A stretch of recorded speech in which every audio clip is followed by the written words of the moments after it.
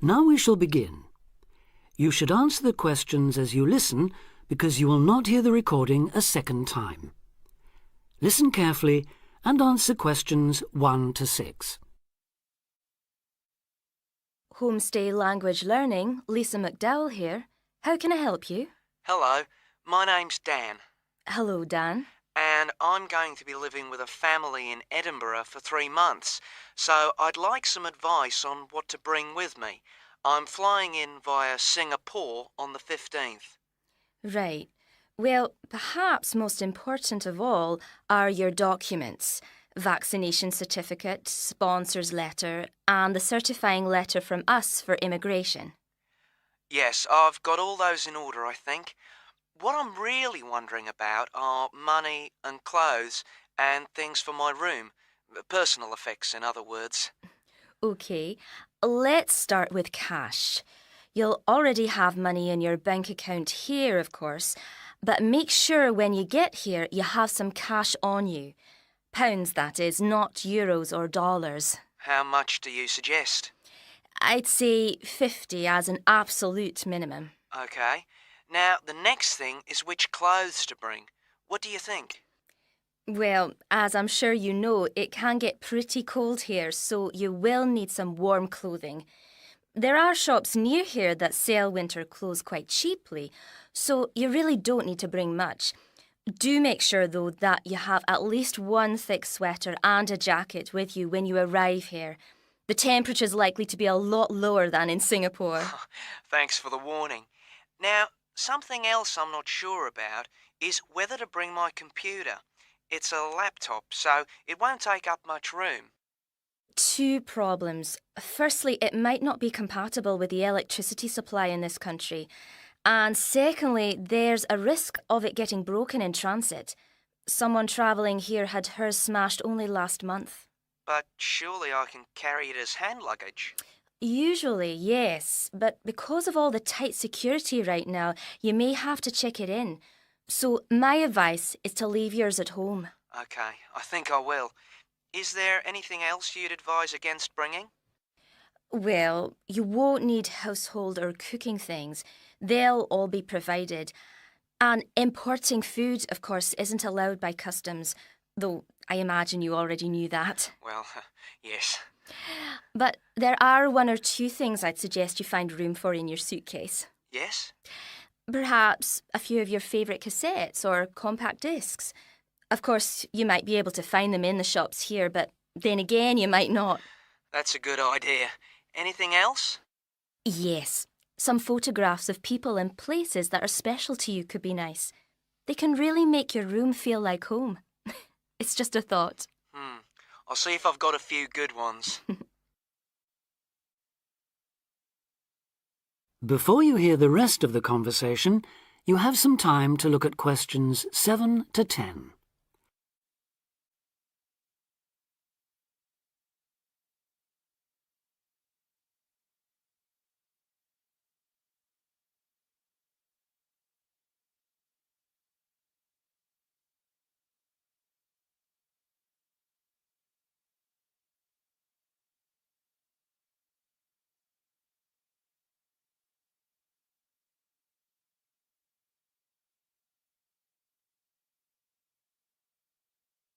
Now listen and answer questions 7 to 10. Just a few points about packing. Make sure all your cases are clearly labelled, in English, with your host family's name and address. Just in case they go missing on the way. It has been known to happen. What name do I write, by the way? It's Wark. Lewis and Amy Wark. So that's W-A-L-K? It's actually W-A-R-K. But we'll be posting full details to you later this week. Right, fine. And I'd better put some essentials in my hand luggage, enough for a night or 2 in case, as you say, anything happens to my main cases. Yes, I'd recommend a change of t-shirt and socks and so on, plus any medication you may need, and a toothbrush, of course. And my tights. Your tights? Yes, for the flight.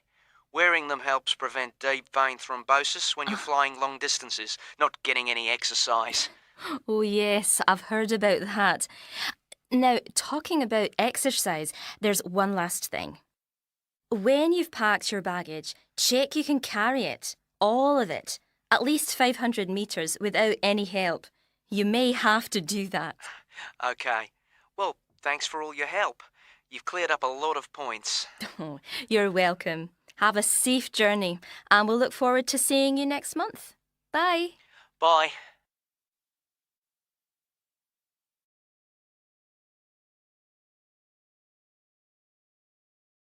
That is the end of part 1.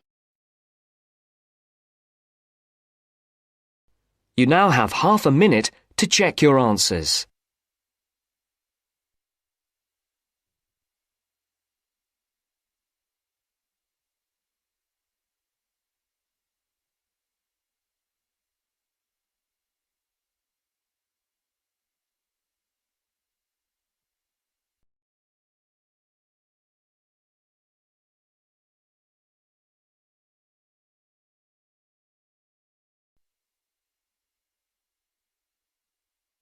Now turns to part 2. Part 2. First, you have some time to look at questions 11 to 17.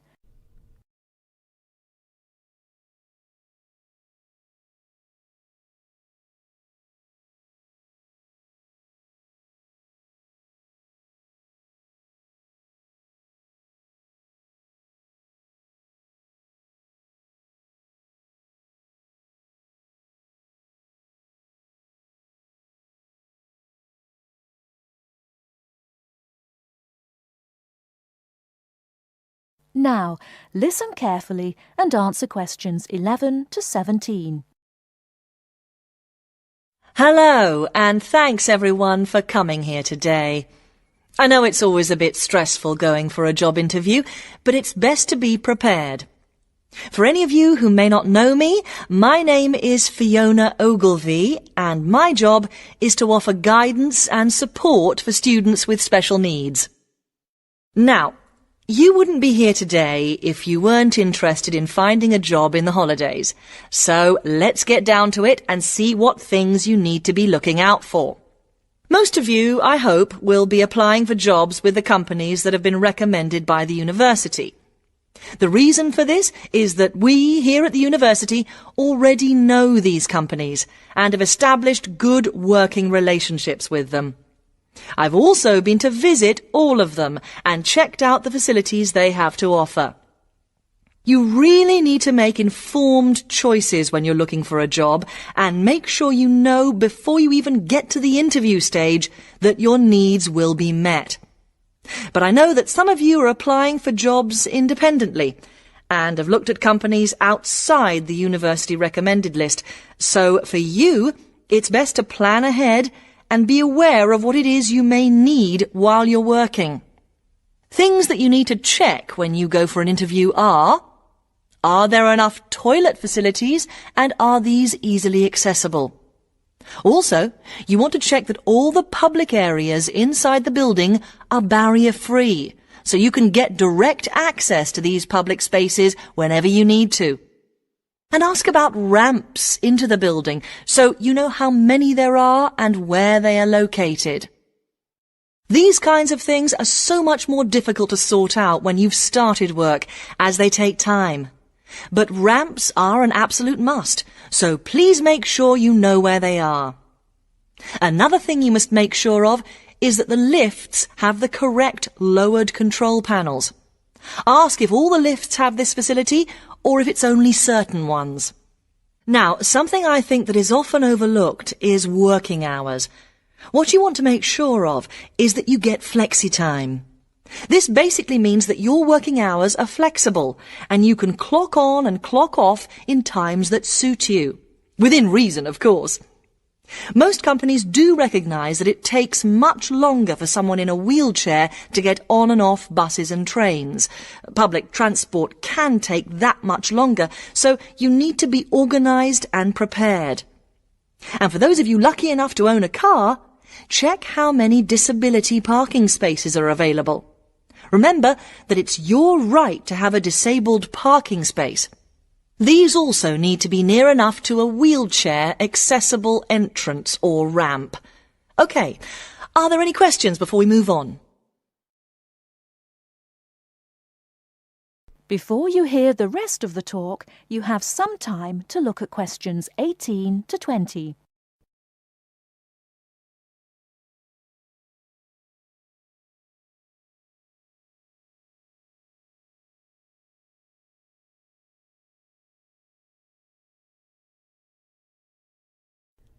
Now listen and answer questions 18 to 20. Right, let's move on then. Now I want to talk you through the series of visits to companies which we've got planned for next week. On Monday morning, we will be visiting the Lowland Hotel. They have various summer jobs available, working as a receptionist or conference organiser in their busy conference centre, organising and setting up conferences. You need to be prepared for working in an office environment and spending quite a bit of time talking on the telephone. The bus leaves for the hotel at 9 a.m, so make sure you leave yourself plenty of time to get there. When you arrive at the hotel, please gather in the reception area and wait for someone to take you to your first session, which will be a talk. The talk at the hotel will begin at 10 a.m, and then there will be a short tour of the hotel. There will be a light lunch provided, which is usually salads and sandwiches. The next place we'll be visiting will be on Tuesday afternoon. We'll be going to visit a little local company that makes handmade paper and cards. For those of you studying art, this may be just what you're looking for. We'll be taken on a tour of the company which lasts 3 hours. The tour will start at 3:30 p.m. and after that you'll have a chance to meet some of the staff. Tea and coffee will also be provided. We have no trips planned for Wednesday, but on Thursday morning we'll be going to Tobago Travel Agency. This is a very popular choice amongst our students because you can get student discounts on holidays. We've booked a coach for this and it'll leave from outside the refectory at 8 a.m. You'll need to bring a packed lunch for this, so please don't forget. There is a little canteen where you can buy hot and cold food, but this is closed on Thursdays. Friday, we'll be having representatives from all the companies visiting us, so you will have a chance to ask any questions, and of course, put your name down on the list if you're interested in working for them over the summer. This event will take place in the main hall next to the library, and it'll run from 10:30 until 4. I really hope you make the most of this excellent opportunity to not only earn yourself some extra money, but also to gain experience of what it's like to work. And if you'd like to find out more, then please ask some of the students who worked last year. They're all wearing green badges and will be happy to speak to you afterwards. That is the end of part 2. You now have half a minute to check your answers.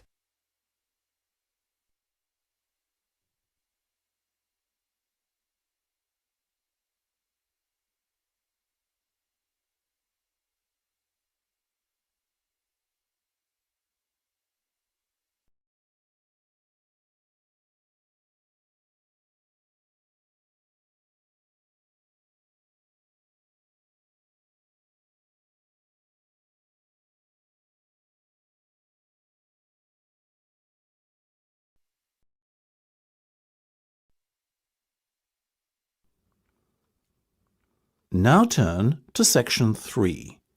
Section 3. You will hear a discussion between 2 students and their tutor. First, you have some time to look at questions 21 to 25.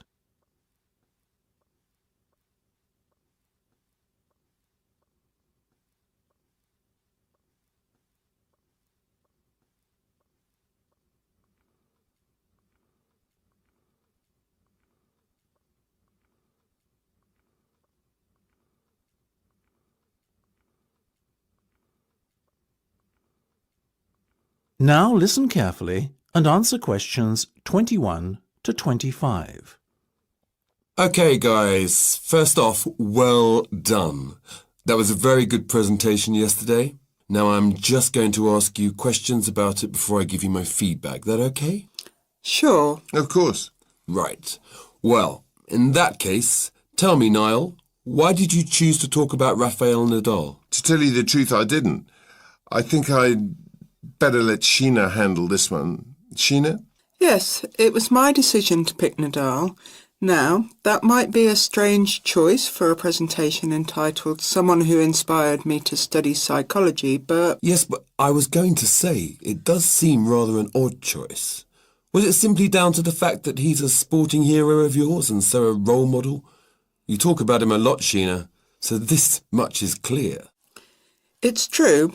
Nadal is someone I look up to, but my reasons for choosing him were totally professional. You see, I doubt perhaps in the history of tennis that there was ever a better match player than him, and that got me thinking, what is the secret to his success? How does he control his nerves so splendidly? The more we started to look into his background, the more I realised Sheena was right. Nadal was a perfect candidate for this study. He is, on so many levels, a very well-balanced character, and it was fascinating to gain an insight into the mind of this great champion over the last few weeks. I'll admit that I was at first somewhat unsure about whether or not I should back Sheena on this one, but it didn't take long for our research to put us at ease. So, while most of the students were researching Freud and other visionaries in the field of psychology and psychoanalysis, you were looking into a present-day sports star? Does that not strike you as a little odd? Of course, we knew it was a risk. After all, there was a danger that no one, least of all you, would take us seriously when we stood up on stage and started our presentation. That said, I think it is in the spirit of psychology to be inquisitive and adventurous and not just stick to the conventional. Otherwise, how would the field have come so far, as it has done already? Well, I must say, your risk certainly paid off. Yours was, without a shadow of a doubt, the most interesting and original presentation I saw. And judging by the reactions of the other students, I would have to say that everyone else was equally impressed. Thank you. I'm so glad you think so. Yes, but notwithstanding your excellent presentation content, we must remember that the marks for this project are awarded based on a number of criteria, and we'll examine those in a few minutes. But first, another question. Where did you find your sources? Well, and I don't quite know how we managed it, but we were able to secure a face-to-face interview with Nadal while he was over here for the Wimbledon Tennis Championship, so we weren't reliant on newspaper articles and interviews or any other forms of secondary sources. We did, however, find the library's sports archive an invaluable backup aid to help us fill in the gaps and piece together our interpretation of what makes Nadal such a mentally strong champion. Before you hear the rest of the discussion, you have some time to look at questions 26 to 30.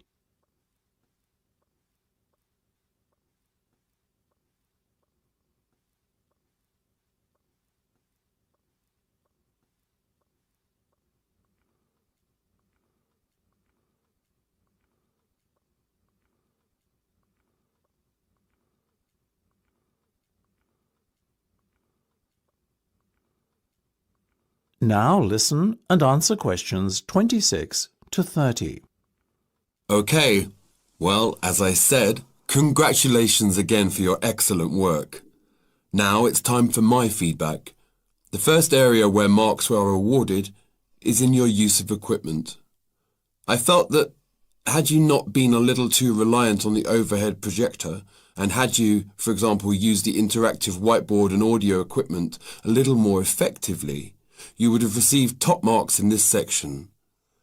As things stand, though, your use of equipment was still very satisfactory. It's just a shame as it was an opportunity missed to score full points.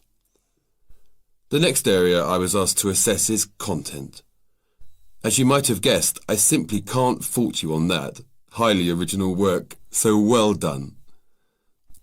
As for your timing, I felt that the two of you were a little too over-rehearsed, so the presentation felt at times a little robotic. That said, again, it was very satisfactory, and you would get full points for effort. Sadly, though, there is such a thing as trying too hard, and that cost you top marks here, I'm afraid. Oh, I see. Right. What was particularly impressive, though, was the thick handout you'd prepared for everyone. I took it home to read through it afterwards, and it was very well written. But not alone that, it also enhanced my experience of the presentation itself on the day, as I was able to refer to the handout for further information on what was being discussed and to answer any questions I had. Very nice.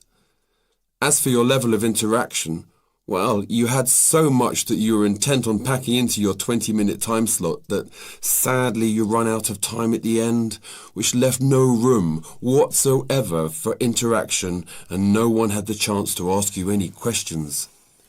You've probably guessed, therefore, that you did worse than average in this department, and unfortunately, your score will have to reflect this. Oh my goodness, everything sounded so positive at the start. That is a big disappointment. We worked so hard. Now, don't be so quick to get deflated. Remember, your presentation skills only count for 15% of the project grade.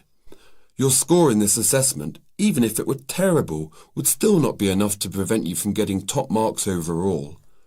It's very hard to score well in the presentation assessment anyway, so believe me, you both did reasonably well. Thank you. I wish I felt like that. Yes, your feedback was very constructive. We're just a little disappointed with ourselves. Why? That's the end of section 3. You have half a minute to check your answers.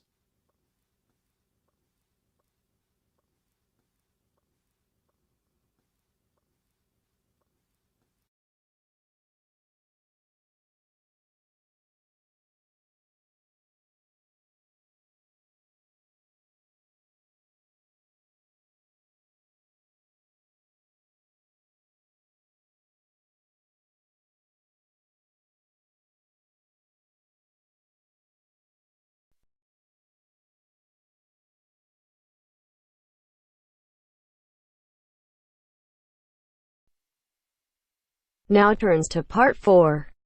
Part 4. Now listen to the second part of the lecture. As you listen, complete the notes below. First, you have some time to look at questions 31 to 40.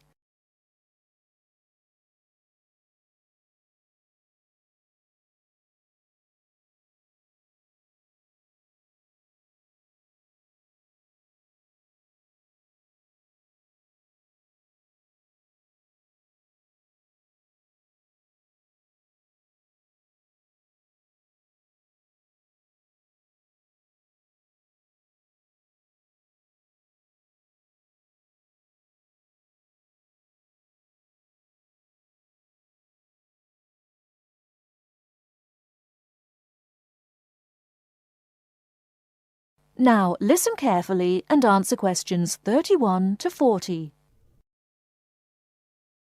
Now let's turn to shopping, which may interest you more. In general, shops open at 9 o'clock in the morning and close at 5:30 in the afternoon.